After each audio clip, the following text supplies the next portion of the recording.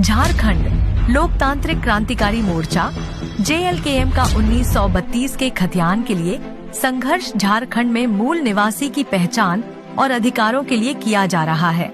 JLKM का मानना है कि 1932 का खतियान झारखंड के असली निवासियों का प्रमाण है और इसे आधार बनाकर स्थानीय लोगों को विभिन्न सरकारी सुविधाओं और अधिकारों का लाभ मिलना चाहिए। JLKM का संघर्ष और मांगे। 1. मूल निवासियों की पहचान। JLKM यह मांग करता है कि 1932 के खतियान में जिन लोगों के पूर्वजों का नाम दर्ज है उन्हें झारखंड का मूल निवासी माना जाए। इसके आधार पर उन्हें सरकारी नौकरियों, शैक्षणिक आरक्षण और अन्य योजनाओं में प्राथमिकता मिलनी चाहिए। 2. भूमि के अधिकार।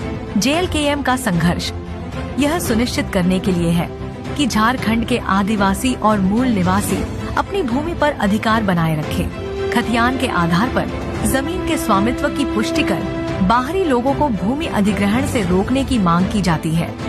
3. आरक्षण की नीति। JLKM चाहता है कि 1932 का खतियान आरक्षण का आधार बने ताकि झारखंड के स्थानीय लोगों को सरकारी नौकरियों और शिक्षा में उचित प्रतिनिधित्व मिले। 4. बाहरी लोगों का विरोध। JLKM का यह भी मानना है कि बाहरी लोगों ने झारखंड के संसाधनों और रोजगार पर कब्जा कर लिया है।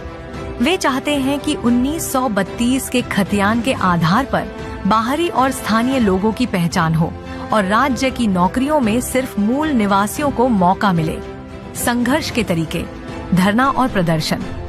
JLKM अक्सर झारखंड के विभिन्न जिलों में धरना, रैली और प्रदर्शन आयोजित करता है ताकि सरकार पर दबाव बनाया जा सके कि 1932 का खतियान लागू हो और उसके आधार पर नीतियां बनाई जाएं।